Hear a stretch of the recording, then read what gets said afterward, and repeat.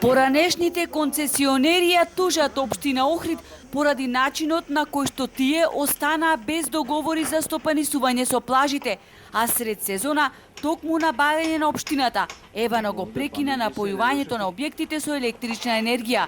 Станува збор за 5 локали на атрактивни локации кои работеат до почетокот на летото, додека останатите општината ги срамна со земја.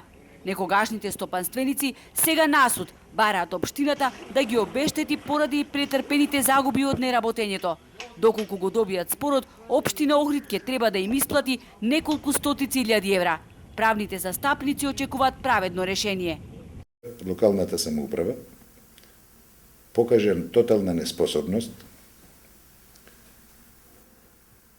да спроведе законита постапка за издавање, односно концесионирање на плажите. Постапката која е почната пред 3 години, уште за време на претходниот градоначалник, е уште активна. Поминати се повеќе од 3 години, нема разрешница. Кичец вели дека една од тужбите се однесува за уривање на објекти без валидни правосилни решенија за рушење. Таков е случајот со концесионерот Лјупчо Нечковски.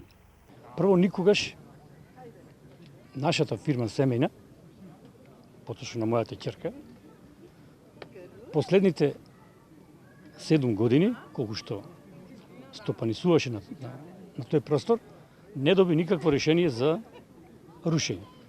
Се повикува на некое решение од 2013 година на друга фирма што била концесионер. А општината со нас склучила договор 2014. Новата локална власт мора да изнајде преодно решение и пред почетокот на идното лето плажите да имаат легални закупци.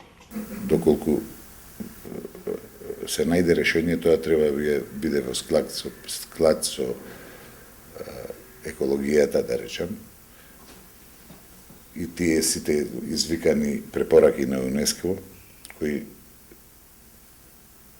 флагрантно не се почитуваа на повеќе клучни места, и веројатно претходната власт сакаше само да покаже дека нешто работи и удрикаше, по моје мислење, без никаква студија каков негативен импакт имаат овие објекти во езерото.